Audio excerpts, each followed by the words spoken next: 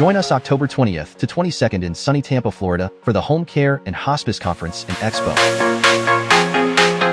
This conference has something for movers and shakers in home health, hospice, home care, palliative care, regulatory and compliance, technology, leadership, advocacy, and more. Expect 3 days of learning and networking with over 1,000 like-minded professionals. We also want you to leave inspired. To do that, we're bringing in powerhouse keynote speakers who are industry titans, innovation pioneers, and thought leaders. They'll inspire, challenge, and equip you with the tools you need to recharge, ready to achieve your goals. Let's meet them. Simon T. Bailey, the world's leading expert in brilliance. His groundbreaking research, State of Working America Report Thriving in Resilience and Brilliance, solidifies his insights in his 11th book, Resilience at Work: How to Coach Yourself into a Thriving Future.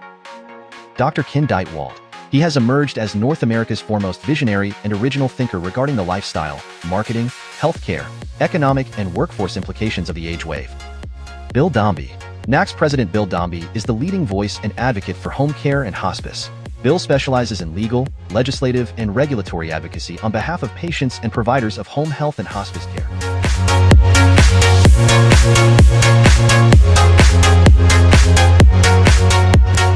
So what am I looking for? I show up in your home, you gave me a call that your home needs to be cleaned, and I show up with this suit on and I've got this flashlight. This is an ultraviolet flashlight that will detect urine stains that could be the result of rodent activity in your home. It could be the result of incontinence from the person who lives in that home. And in order to clean that home, intensively clean, I've got to address every inch of the house. It's not sufficient enough for me to just spray one area, spray air freshener, and maybe just clean the surface of the bathroom. I can actually clean a bathroom and come back with the ultraviolet light and scan the entire toilet, and I can see all the areas where there's still residue from other cleaning agents still there. So that residue is what has been left from some other cleaning agent, and what's important for me to know is that there's something on the surface that needs to be addressed, because if someone has cleaned the home before I show up, I'm looking to see even if the cleaning products that they use are contaminant or toxic. People, sometimes they clean with bleaches, sometimes they clean with ammonia. They've learned that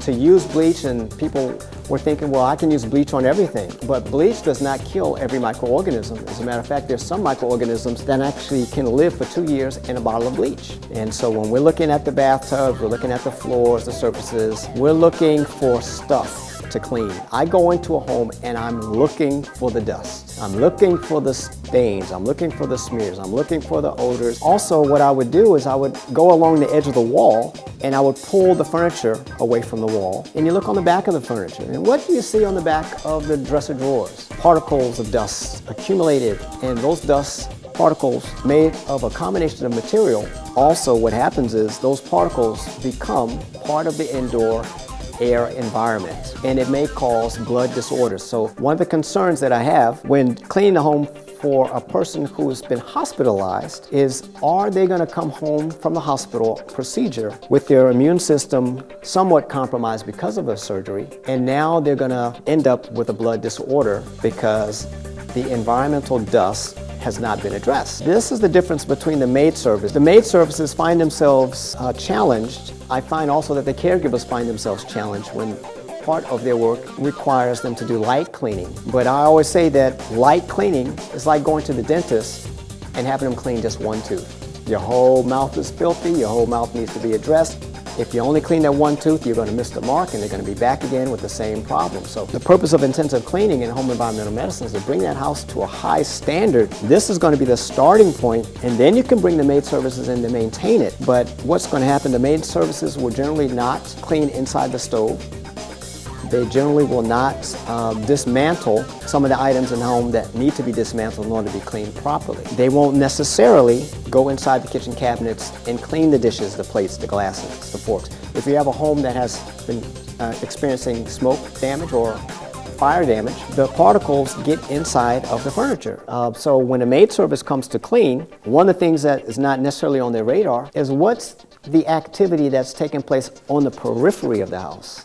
Pull that furniture back from the wall, roll the carpet, the throw rugs, the area rugs back. Let's see what's going on down here. I was shocked, not that anything shocks me this today because I've seen it all after 25 years of going in so many different homes. But I pulled back the rug of a person who had a son who was a hoarder, and he lived in the basement, and we pulled back the rug and there's ants. They're just roaming around, and there's all types of little mealyworms and carpet beetles, and it's not on the radar. So if a maid service walks into that environment, generally what will happen is they will turn around and walk right out.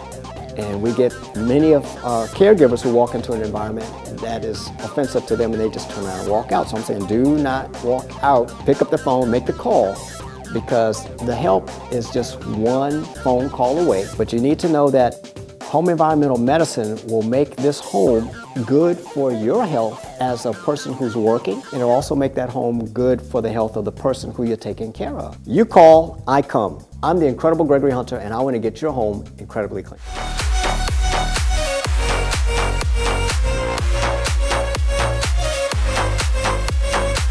Be the first to get there for deal-making, product demos, and free education.